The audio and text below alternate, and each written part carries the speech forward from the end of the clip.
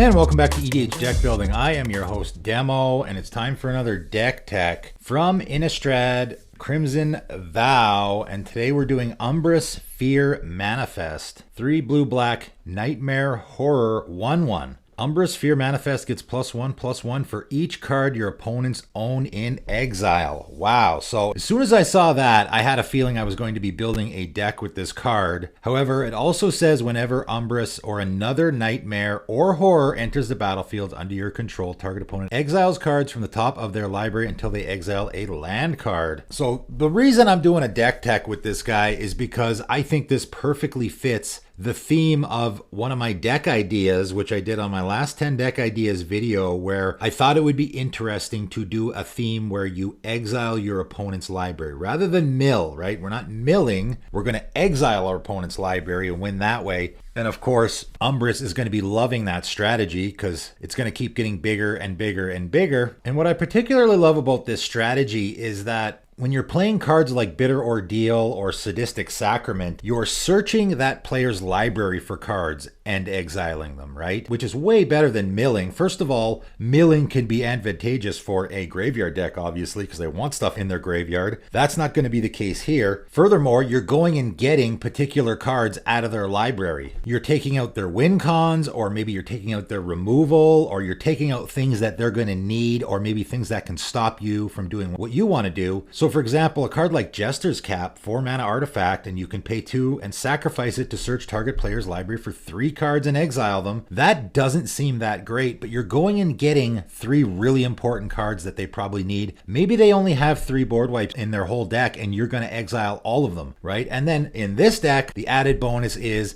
it's making our commander bigger. I was actually thinking of doing this deck idea on my new series where I'm building janky decks. I was going to use Circu Dimir Lobotomist as the commander, just because whenever you cast a blue spell, you exile the top card of target player's library. Whenever you cast a black spell, you exile the top card of target player's library. So we're already exiling libraries there. Dimir was good colors for this anyway. So now that we got Umbris, I mean, this is a perfect fit for this theme. I threw Circu in this deck as well because I think he works with what we're doing, right? Every time we cast a spell, we're exiling cards from libraries. Don't forget, this is +1/+1 for each card all of your opponents own in exile, so it doesn't really matter who you're exiling from. Of course, we don't want to completely ignore that second ability, because that's pretty good too, right? We are in a little bit of a Nightmare Horror tribal theme here as well. So I just threw a few in here that I think are just good cards, but also fit what we're doing. Thing in the Ice, of course, is great. It's a horror, so when it enters the battlefield, it's going to trigger our commander, and it enters the battlefield with 4 ice counters on it. Whenever you cast an instant or sorcery spell, remove an ice counter from Thing in the Ice. Then, if it has no ice counters on it, you transform it. And when you do, it becomes a 7/8 Kraken Horror. When this creature transforms into Awoken Horror, return all non-horror creatures to their owner's hands. So that's pretty good. We do have some non-horror creatures in this deck. That's okay. We're going to be able to keep our commander and a whole bunch of other creatures in play as well. So I think this is a good fit. I threw Falthus in the deck. That's a Nightmare Cat, so it's going to fit our commander's ability. Also gives our commander Death Touch and Menace. And we are going to want to be connecting with our commander, right? So giving it Menace and Death Touch I think is going to be important. Spellskite, Phyrexian Revoker, right? These are horrors. They're just really good cards that can be very useful for us in this deck, but are also going to trigger our commander. Ravenous Chupacabra, that's a horror, right? It's a card that I probably would throw in this deck anyway. Also happens to trigger our commander. Yarok's Fenlurker is particularly good. Black horror 1/1, and when it enters the battlefield, each opponent exiles a card from their hand. So that's fantastic. It's fitting both themes of what we're doing. One that works really good here, I think, is Icarid. 3 and a black horror, 3/1 with haste. At the beginning of your end step, sacrifice Icarid. At the beginning of your upkeep, if Icarid is in your graveyard, you may exile a black creature card other than Icarid from your graveyard. If you do, return Icarid to the battlefield. So this is great because we can sacrifice it at the end step. I mean, you can swing with it if you want to. It doesn't really matter. Get in for 3 damage, why not? But then it's going to go to the graveyard. At the beginning of our upkeep, we can cheat it back into play again and get that trigger on our commander. So this is a repeatable effect that we can be throwing into play all the time and triggering our commander's ability. And Flesh Writher, I just had to throw this in the deck. It's a horror and has one of my favorite abilities of all time, transfigure 1 black black. We can sacrifice it, search our library for a creature card with the same mana value and put it directly onto the battlefield. So we're going to throw our Flesh Writher in play. We get the trigger from our commander. Then we can sacrifice it and go get our Icarid. That's a 4 mana value card that we can put directly into play. Or we can go to get our Ravenous Chupacabra, right? Anything that costs 4. So I think that's a fantastic fit in the deck. And I also like Grazilax Illithid Scholar in this deck. It's a horror, so it's fitting the theme of what we're doing. Whenever one or more creatures you control deal combat damage to a player, you can draw cards, so that's fantastic. We are going to be attacking quite a bit, especially with our commander. But also, whenever a creature you control becomes blocked, you may return it to owner's hand. There's a lot of creatures in this deck, nightmares and horrors, that we can just swing with them once they're in play, like our Ravenous Chupacabra, and then if our opponent wants to block it, it's going to be returned to our hand so that we can use its ability again,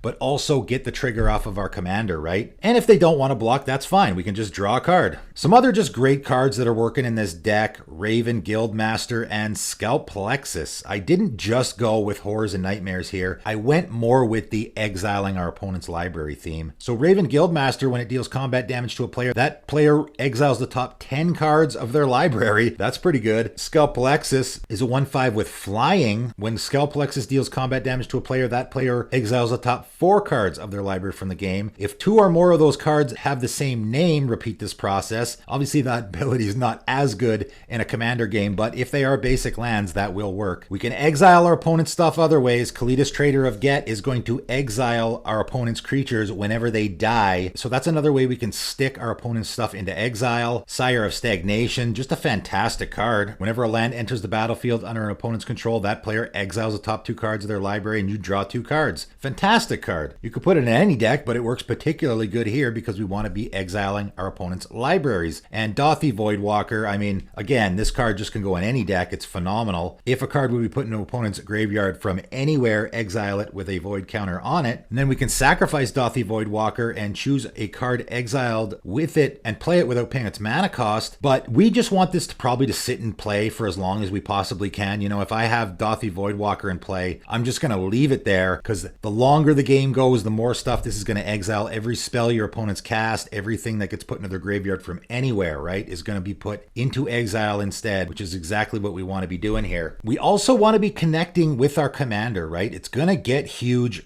really fast, I think. And I put Shadow Spear and Power Matrix in the deck, giving our commander some sort of evasion like Trample Flying, I think is going to be fantastic here. How I'm going to play this deck is I'm probably going to target one player for exiling their library, right? So maybe pick the biggest threat, the person who has the combo potential, the person who has the really powerful pieces in their deck maybe. I'll target them with the Bitter Ordeals. I'll target them with the Jester's Cap and get all those dangerous cards out of their library. Meanwhile, I'm making my commander enormous, and then I can one-shot the other guys. So I'm going to concentrate the exiling on one guy and do more of the Voltron strategy and one-shotting my opponents with my commander on the other guys. And I threw Never-Ending Torment in here. Why not? I mean, this is sort of a goofy deck with a bit of a goofy theme. 4 black sorcery. Search target player's library for X cards, where X is the number of cards in your hand, and remove them from the game. Then that player shuffles their library. And it has Epic, which of course means you cannot cast spells for the rest of the game, but at the beginning of your upkeep, you copy this spell, put it directly on the stack, so you repeat this effect every single turn. And I just think this is a funny way to close out the game. You know, whatever the situation might be, maybe you've already killed off a couple of your opponents, you have one opponent left, they don't have a lot of cards in their library, this can close out the game pretty quick. I would make sure my commander's in play